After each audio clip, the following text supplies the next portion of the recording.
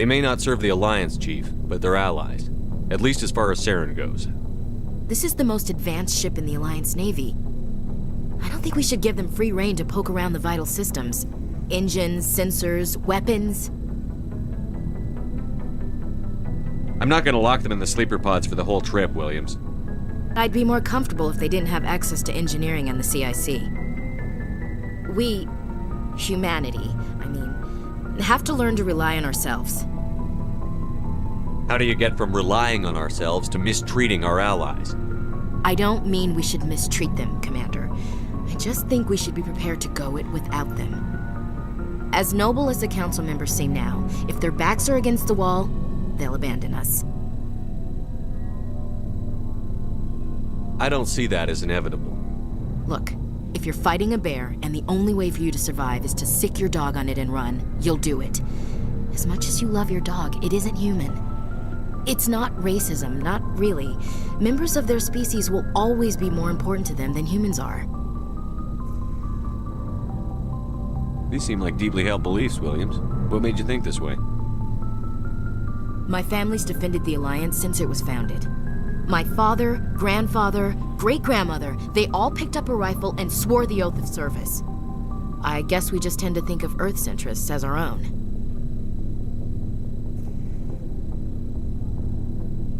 All right. I can see where your concerns are coming from, Williams. But this is a multilateral mission. You're going to have to work with aliens, like it or not. It won't be a problem, Commander. You say jump, I say how high. You tell me to kiss a Turian, I'll ask which cheek. I don't think kissing Turians will be necessary. You never know, Commander. What's your opinion on the last mission? Not sure I buy Dr. Tassoni's story about her and her mom not talking. They're family, right? I think she's being straight with us. Or at least, I don't think she lies very often. Yeah, she's probably really bad at it. Hey, want me to ask her about her sex life? Might be illuminating. I don't think she's used to teasing. Good-natured or otherwise. No fun, Commander. Too bad those ruins got destroyed. I mean, they lasted thousands of years. That's impressive. We'll talk later, Williams. Looking forward to it, sir.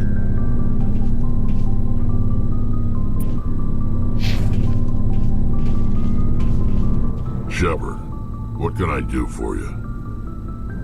What's your story, Rex? There's no story. Go ask the Quarian if you want stories. You Krogan live for centuries. Don't tell me you haven't had a few interesting adventures. Well, there was this one time the Turians almost wiped out our entire race. That was fun. I heard about that. You know, they almost did the same to us. It's not the same. It seems pretty much the same to me. So your people were infected with a genetic mutation? An infection that makes only a few in 1,000 children survive birth? And I suppose it's destroying your entire species? I suppose it isn't all the same. I don't expect you to understand, but don't compare humanity's fate with the Krogan. Sorry, Rex. I wasn't trying to get you upset. Your ignorance doesn't upset me, Shepard. As for the Krogan, I gave up on them long ago. The genophage infected us, but it's not what's killing us. So long, Rex. Shepard.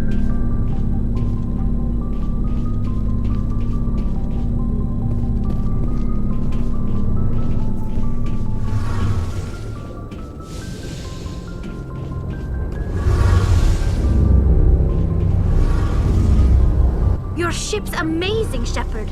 I've never seen a drive core like this before. I can't believe you were able to fit it into a ship this small.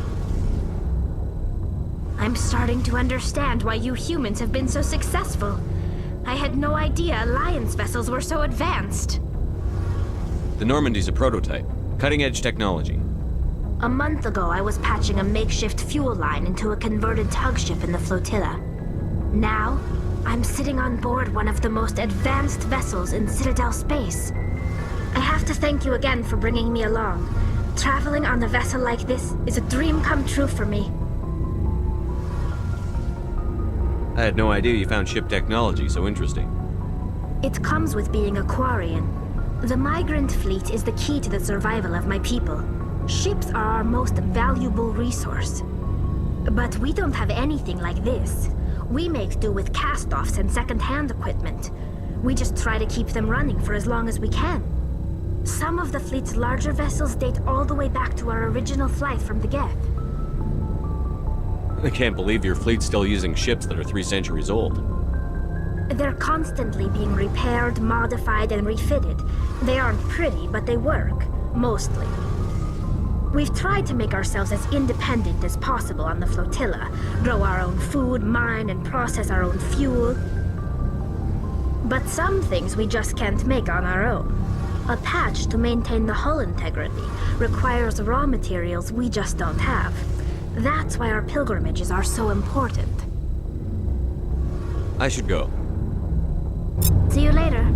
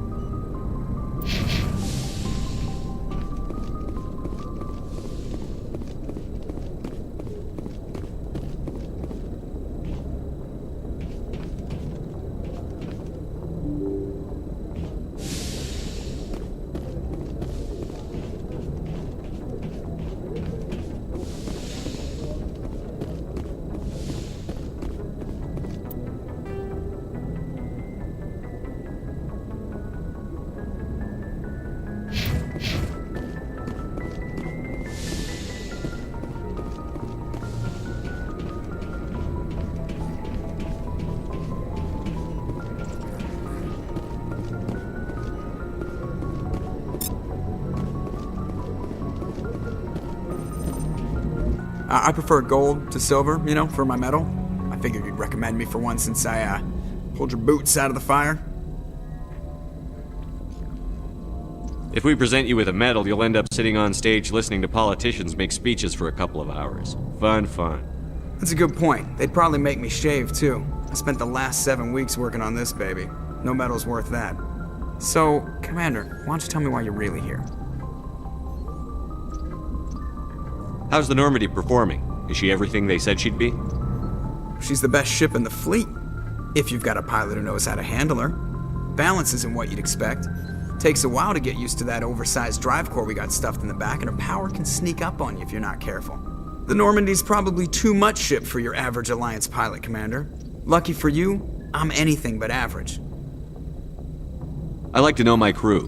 Mind if I ask you a few questions? I can see where this is going. You did a background check on me, didn't you?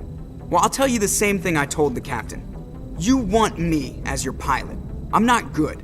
I'm not even great. I am the best damn helmsman in the Alliance fleet. Top of my class in flight school, I earned that.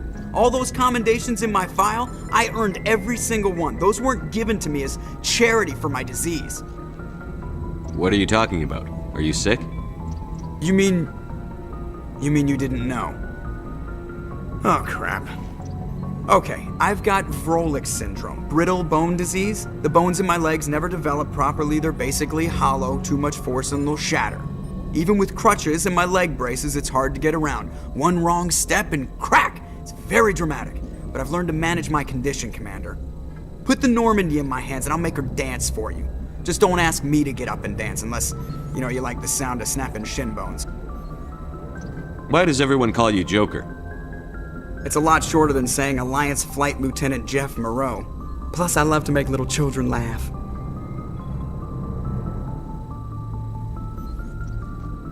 You're dodging the question. Look, I didn't pick the name. One of the instructors in flight school used to bug me about never smiling. She started calling me Joker, and it stuck. Why didn't you ever smile? Hey, I worked my ass off in flight school, Commander. The world's not gonna hand you anything if you go around grinning like an idiot. By the end of the year, I was the best pilot in the academy, even better than the instructors, and everybody knew it. They'd all got their asses kicked by the sickly kid with the creaky little legs. One guess who was smiling at graduation? I have to go. All right, see ya.